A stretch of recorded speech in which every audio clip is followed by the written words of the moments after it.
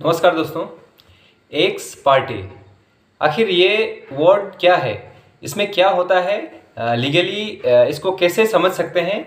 आइए इस वीडियो में हम लोग चर्चा करेंगे एक्स पार्टी के बारे में।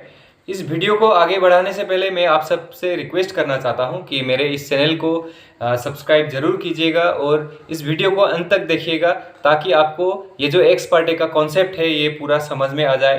तो आपको फिर से किसी से पूछना ना पड़े कि एक्स पार्टी होता क्या है और इसका रिमेडी क्या हो सकता है, आप इससे बचने के लिए क्या कर सकते हैं। ये सब के बारे में आज हम लोग इस वीडियो में चर्चा करेंगे। एक लैटिन फ्रेज है जिसको आप मुहावरा भी बोल सकते हैं, ऑडी अल्टरम पार्टेम।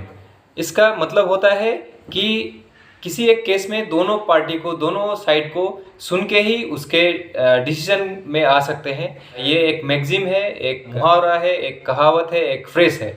तो ये जो मुहावरा है ये लॉ में, ये लीगल सेक्टर में बहुत ही ज़्यादा यूज़ होता है। तो ये जो ऑडी अल्टरम पार्टेम है, इसका जो अपोजिट है वो है एक्स पार्टी। एक्स पार्टी मतलब है सिर्फ एक पार्टी को सुनना, और ऑडी अल्टरम पार्टेम जो है उसमें बोला गया है दोनों पार्टी को सुनना चाहिए। तो एक्स पार्टी का मतलब है एक पक्ष का सुनानी। एक्स पार्टी का जो कॉन्सेप्ट है वो सिविल केस में देखा जाता है। सिविल केस मतलब जो प्रॉपर्टी रिलेटेड केस, या फिर मैट्रिमोनियल यानी कि डिवोर्स केसेस, या फिर मॉनिटरी ट्रांजैक्शन, पैसे का लेन देन को लेकर जो केसेस होते हैं वो सिविल केसेस होते हैं। तो ये सिविल केसेस में एक्स पार्टी का जो कॉन्सेप्ट है वो ज़्यादा यूज होता है। एक्स पार्टी क्या है, आपके अगेंस्ट में अगर किसी ने केस कर दिया, उसके बाद आपको नोटिस मिलने के बाद अगर आप कोर्ट में अपेयर नहीं हुए तो आपके अगेंस्ट में एक ऑर्डर पास होता है कि आपके बिना ही वो केस का हियरिंग, फर्दर जो हियरिंग है वो होगा। तो इसको बोलते हैं एक्स पार्टी हियरिंग, यानी कि एक पक्ष को ही सुना जाएगा। जो केस करने वाले हैं उनको ही सुना जाएगा, आपका पक्ष सुना नहीं जाएगा, क्योंकि आप कोर्ट में अपेयर नहीं हुए हैं केस को कॉन्टेस्ट करने के लिए।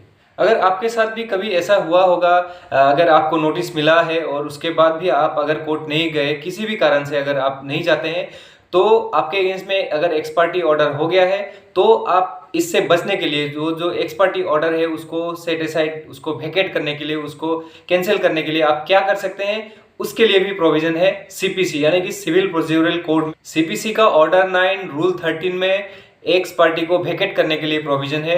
अगर आप सफिशिएंट रीजन अगर देते हैं कोर्ट को, बोलते हैं कि इस कारण से आप कोर्ट में अपेयर नहीं हो सके, या फिर ये हो सकता है कि आपको नोटिस जो है वो नहीं मिला है अभी तक, या फिर आप जिस टाइम में आपको कोर्ट में अपेयर होना था उस टाइम में आप बीमार थे, या फिर कुछ भी आपका वैलिड रीजन अगर होता है, अगर कोर्ट अगर सेटिस्फाइड होते हैं, तो वो जो एक्स पार्टी ऑर्डर है उसको वेकेट किया जा सकता है। एक्स पार्टी को वेकेट करने के लिए आप वो जिस कोर्ट से आपको एक्स पार्टी का ऑर्डर हुआ है उसी कोर्ट में आपको पिटीशन फाइल करना होता है।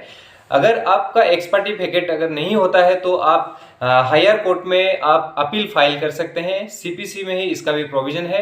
आप अपील फाइल करके भी आपका एक्स पार्टी जो है वो वेकेट करके आप फिर केस में घुस सकते हैं, केस को आप कॉन्टेस्ट कर सकते हैं। इसलिए अगर आपको कभी भी किसी कोर्ट से अगर कोई नोटिस मिलता है तो तुरंत आप वो जो तारीख है, वो जो डेट है, उस डेट में कोर्ट में अपेयर हो जाएं, या फिर आप अपने किसी एडवोकेट के साथ बात कर लें, उनके साथ डिस्कस कर लें आपको क्या करना होगा, क्या नहीं करना होगा। वो आपको जरूर अच्छी सलाह दे देंगे।